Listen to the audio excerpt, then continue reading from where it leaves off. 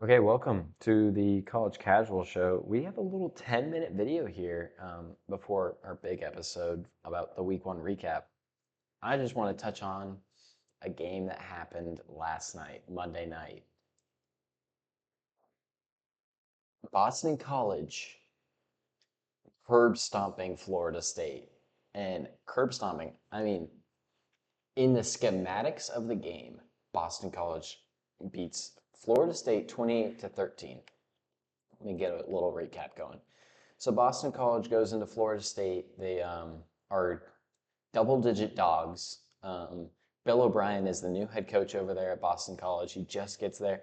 He's acclimating himself, and he has a little interesting situation. He has Thomas Castellanos at his quarterback position. He's kind of a really good dual threat guy. He's had a little bit of a turnover issue last year. He had 15 passing touchdowns to 14 interceptions last season.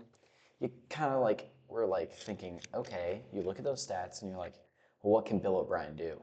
Bill O'Brien is a great offensive coordinator, by the way. He's a great offensive play caller. There's a reason why he was on Nick Saban's staff for a long time. There's a reason why he was on Bill Belichick's staff. There's a reason why he was the head coach of the Houston Texans before he made terrible front office decisions. There's reasons why he's in the position he is now at Boston College. And there's a reason why Boston College is up 20 or wins 28-13 against Florida State. The 10th ranked team in the country, even though they lost in week 0, they hadn't been re-ranked yet. But let's just get into why this game turned out the way it did and why it was such a shock. And if you really look into how Florida State played last week and how Bill O'Brien really likes to scheme his game plan, you kind of don't really see this as a shock. Bill O'Brien is very good at establishing the offensive line at the point of attack and at the run game. Very good at doing that. He was very good at Alabama. He was very good at New England. Very good in Houston. There was lots of things that came to be for Boston College, and I want to emphasize the first half of this game because the second half just goes completely bad for Florida State, and it was not close. But the first half is really where Boston College actually really won this game. Is in the first quarter, there was a lot of time issues, so we didn't really get a good feel for time of possession for Boston College, but the main play we'll use for time of possession is 23-3 in the first quarter. That stat is 23 plays for Boston College to Florida State's 3. This is where Florida State really lost me here, and we can even look at the total plays. Because Florida State, even in Boston College's run game beats Florida State's plays in total.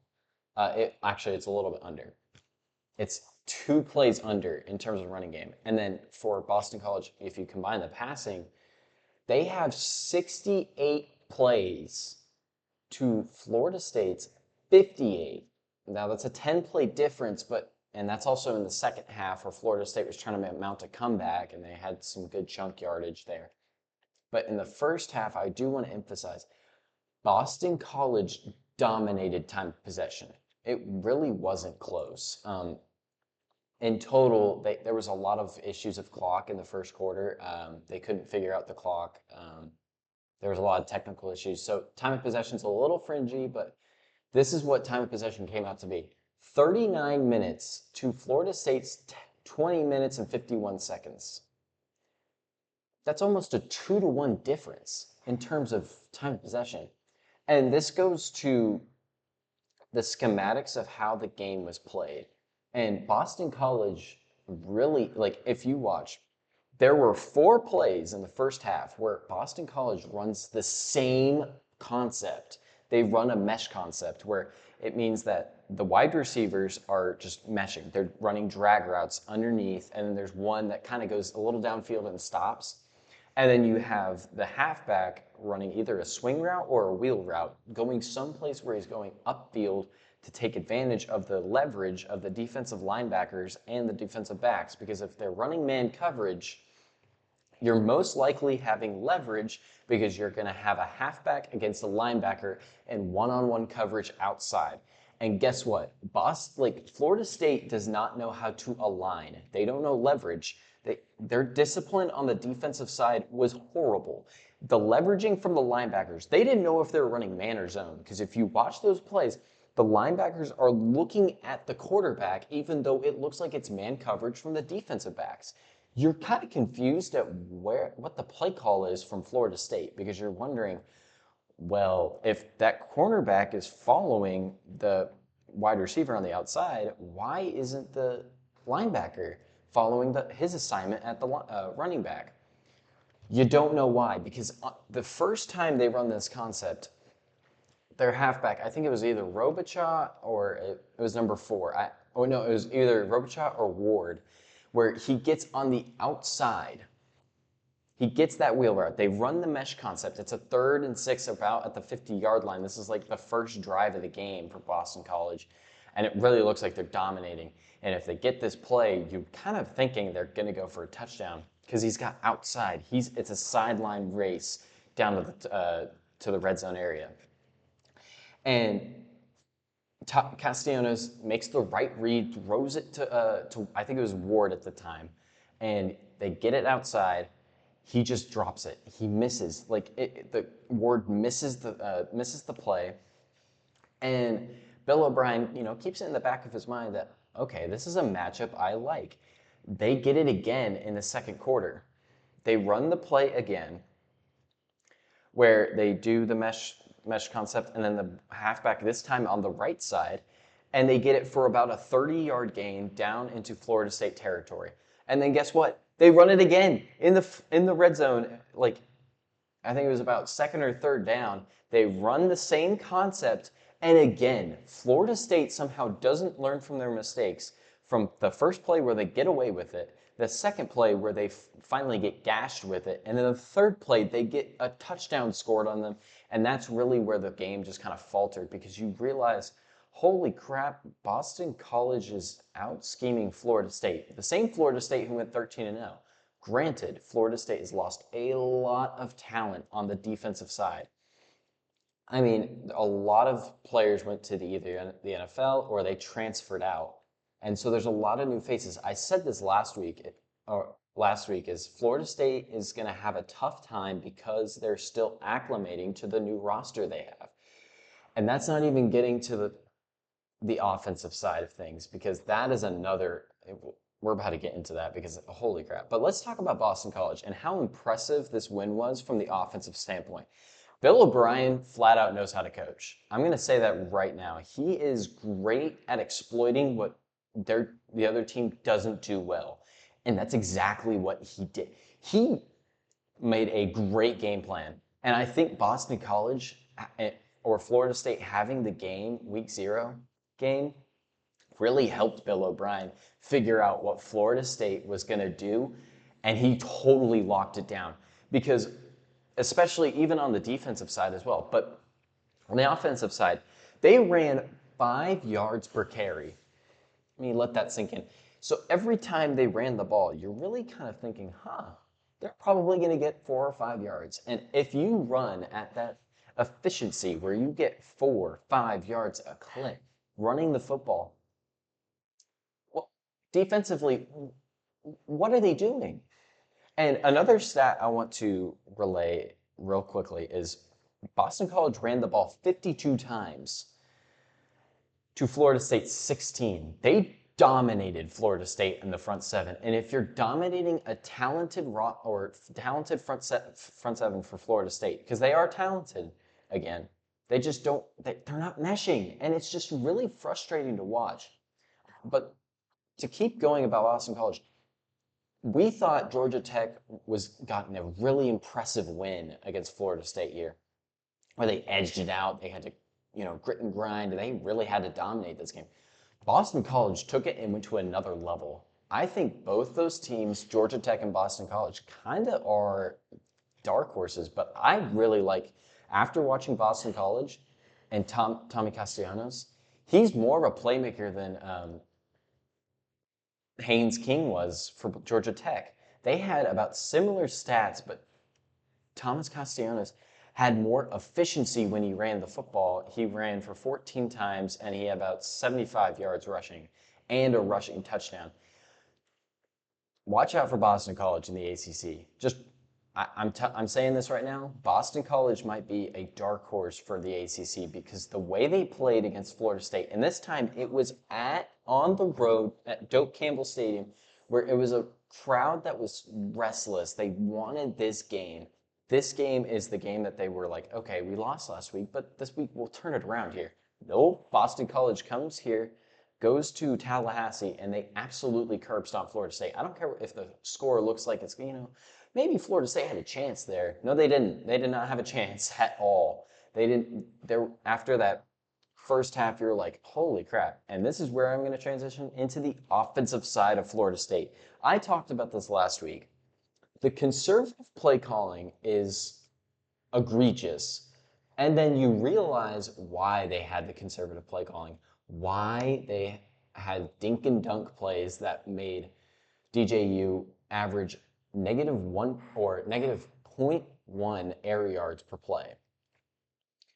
Because he can't throw it downfield. There's only a couple throws that you can really point to in this game, and when the game was competitive still, that you can point to, you're like, oh my gosh, he can make that throw. Why can't he make it again? And there's 3 throws in the first half to end the first half. They're in the red zone. They're on the 6-yard line. They have a smash concept where the outside receiver is taking a 5-yard in route, and then the outside or the inside receiver is taking a corner route. Boston College has a miscommunication from the DB standpoint where both DBs crash on the smash route and crash on the in route, and then they have the corner route wide open. If DJU even puts it in the radius of the receiver, he's catching it for a touchdown. Instead, he overthrows it, almost going to a fan in the stands. I don't know how else you can draw it up and how more open it was.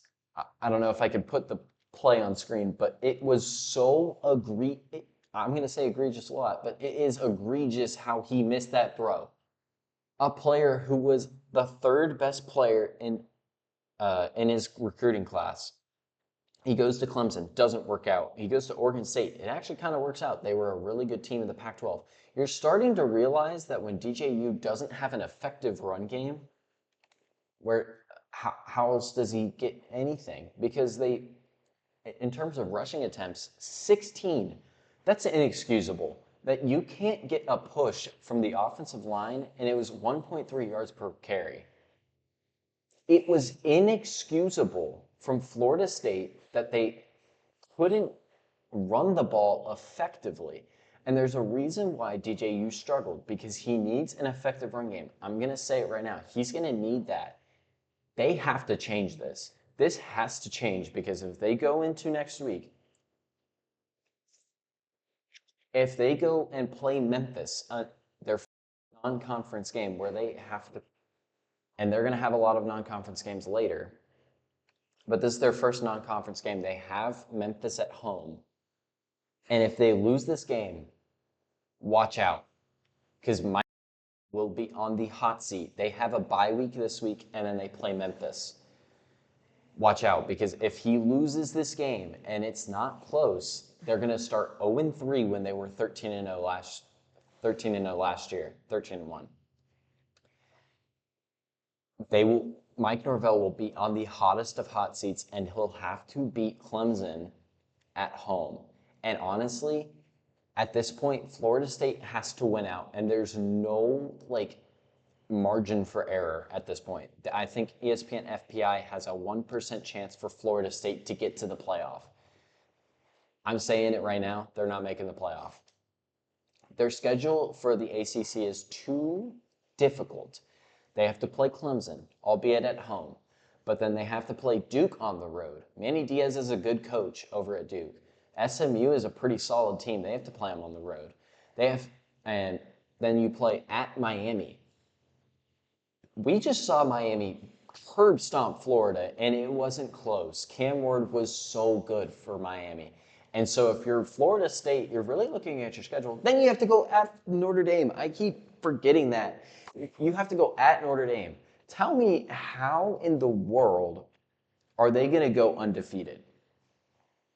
Unless they figure it out and somehow, by some magic, DJU finally learns how to throw a football over 5 yards and throw it accurately. Because I'm telling you right now, there were drag routes, literal drag routes, where you just have to, like, loft it to it. It's where it's just, a little dink and dunk route where all you have to do is just put it somewhat accurately and he'll catch it and he'll have yards and he'll have space.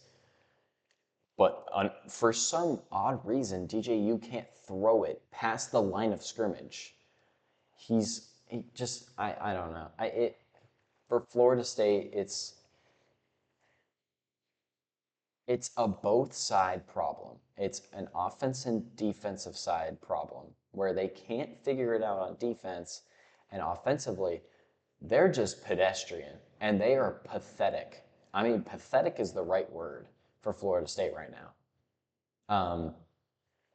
Because that performance, those past 2-week performances where they were double-digit favorites and they lose those games, it's inexcusable from a team that was 13-0 last year, and just the fashion they lost.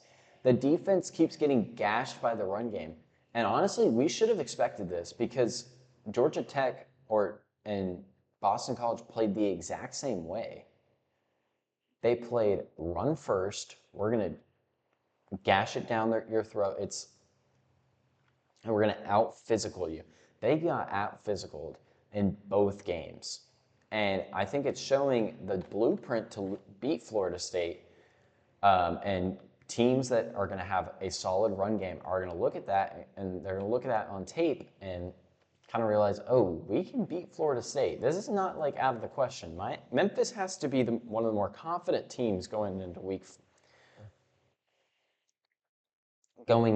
3 because of what they're going to see on tape. Anyway, this has kind of been my little quick video about Florida State and the Boston College game. Takeaways from this: Florida State has a 3-game stretch where they have to win, and they have to win extremely convincingly for the committee to even keep them in the rankings by the time we get to the first ever rankings. They got to figure out their offense, they got to figure out the defense, and DJU has to figure out how to throw the ball. Somehow he's got to be able to find how he can throw the football. The other side of things, Boston College. We don't know if this is just Florida State is just not very good as a team, or Boston College and Georgia Tech are dark horses in the ACC, and they just Florida State caught these teams at just a bad time. Thomas Castellanos, I think, is going to be a great player for Boston College, and I think he was just mistake-free in that game. He just felt methodical. It was clinical, and he felt in control of that game. You just felt like he was in control of that game the whole time. It was a very impressive win for Bill O'Brien, his first game of his tenure at Boston College. Very impressive. So those are my takeaways, and that's kind of it for this little segment here. Full episode will be coming out later this week. We'll be talking about all the week one reactions, and how I went perfect on all my predictions. I may know a thing or two. I'm not too casual, but anyway.